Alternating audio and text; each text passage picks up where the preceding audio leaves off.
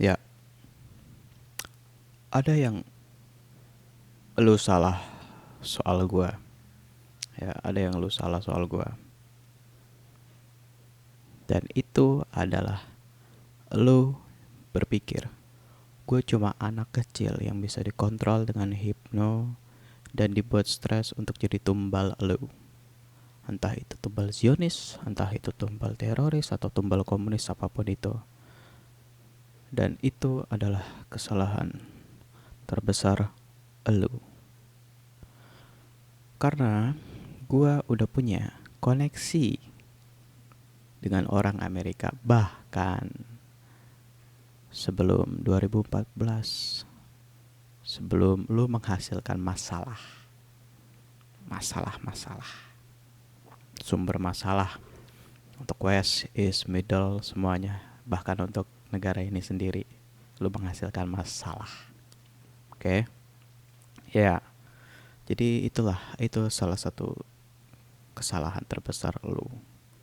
Lu pikir gue bisa dihipno, lu pikir gue nggak punya koneksi ke orang-orang itu, terus main sembarangan ngomong aja kalau gue adalah hasil karya Uni Soviet,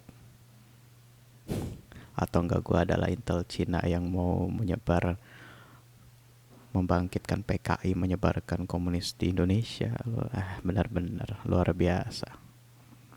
Masih sekelompok orang yang sama, sekelompok rahasia yang sama, orang yang ngebuat em, Pak Hatta, ya, dan Pak Hatta itu ngomong soal Freeport, gangguin Freeport, dan sekelompok orang yang mau mentumbalkan gua, itu sekelompok rahasia yang sama. Dan gue udah jelasin, eh, emang bisa dibilang gue lagi apes banget gitu ya. Tapi kalau pas setelah kita telusuri lagi ke belakang lagi, memang nama gue udah ada dalam daftar tumbal sejak 2010. Sejak 2010. Dan gue nggak ini ya, nggak kaget juga pas nama gue udah ada di situ. Pas gue nasionalisme gue ketinggian, gue kirim video IPA IPS itu, dan gue mengakui gue kirim video IPA IPS itu pas sekelompok orang ini membuat masalah Freeport 2014. Awalnya kita pikir itu cuma kesalahan. Awalnya kita pikir itu cuma kami pikir West, East, Middle itu, terutama West pikir oh ini cuma kesalahan gitu. Ternyata enggak. Bayangin ada Freeport 2014 dan mereka buat lagi di 2018. Buat lagi.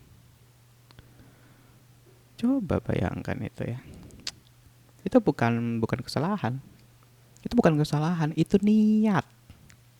Itu niat.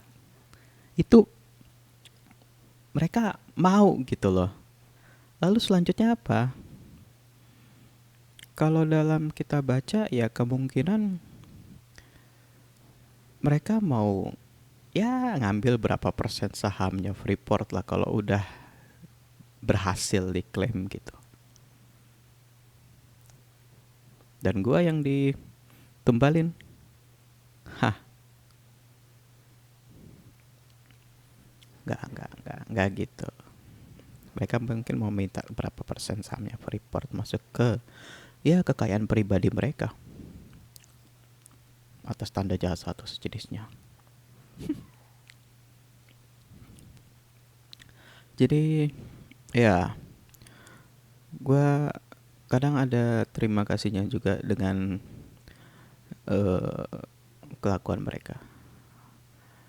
Andai mereka nggak pernah berusaha tumbalin gua dengan nyebar fitnah kalau gua ini Zionis, ya, mungkin West yang dalam hal ini juga orang Amerika itu nggak bakal hold dulu gitu, nggak bakal langsung ambil aksi gegabah gitu kan. Mereka abstain dulu untuk sampai kita bisa ngeliat gitu. Ini manusia ini sekelompok rahasia ini siapa gitu. Mereka bukan grup, mereka bukan seperti grup teroris yang konyol gitu, terus ribut kayak orang stres tembak-tembakan begitu, enggak. Mereka terorganisir, mereka punya ritme, pola, mereka punya satu tujuan dan doktrin yang sama. Yang jelas mereka bukan nasionalis, ultranasionalis, bukan. Yang jelas bukan itu. Nah, oke, gue akan jelaskan. Dan ya, ormas Islam dan buzzer itu, ya, ormas Islam dan buzzer itu hanya sebagian. Kalian tahu ormas dan buzzer Islam yang teriak-teriak terus di WA, di grup WA, terus habis itu di grup WA, grup keluarga, habis itu di masjid-masjid segala macam, ya. Itu hanya sebagian. Sebagian, bisa dibilang hampir sebagian kecil.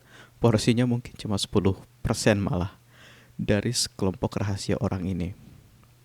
Oke. Nah,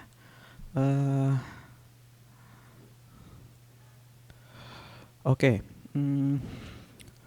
Nah, jadi setelah Freeport 2014 itu, ya, setelah mereka membuat masalah itu, mereka mau mentumbalkan gue. Kenapa gue sebut mentumbalkan gue soal ngebom kedubes USA itu adalah USA Embassy itu adalah skenario? Karena gue nggak melakukannya. Oke, sekali lagi, karena gue nggak kena gitu, nggak kena hipnonya. Karena gue nggak kena ininya apa, kendalinya mereka. Jadi sebelum kejadian Freeport di 2018 yang akhirnya membuat US bisa ngelihat, oh iya benar, yang akhirnya bisa membuat US ngelihat, oh iya benar, dan semua orang US yang bertugas di Indonesia juga ngelihat gue cuma tiduran doang gitu loh. Ya kan. Jadi sekelompok rahasia ini di 2018 dan sebelumnya, ya, orang Amerika itu nggak ngasih tahu detailnya itu sejak tahun berapa ditawarin, ya. Tapi mereka menawarkan Freeport 100%. Dan semuanya lain apapun yang ada di Papua itu, mereka menawarkan Freeport ke Amerika. Ya, ke pihak Amerika. Nah, tapi konyolnya adalah di sisi lain, ya, di sisi lain orang yang sama juga dari kelompok ini, pengelompokan kita ini, itu ngerjain seolah Mas Joko yang, ya, Mas Jokowi, ya, itu mau mengklaim Freeport. Dapat, udah ngeliat kan, itu terang-terangan banget ada di berita dan disebarluaskan gitu. Jadi di sisi ini mereka mau menawarkan seolah supaya mendapatkan pro-nya dari US. Di sini itu ada orang mereka yang mencoba membuat klaim Freeport itu.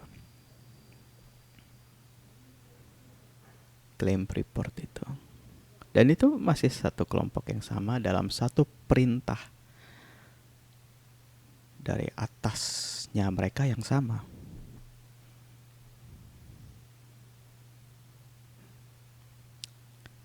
Dan lu semua pikir kami nggak tahu gitu. Bravo, luar biasa konyol.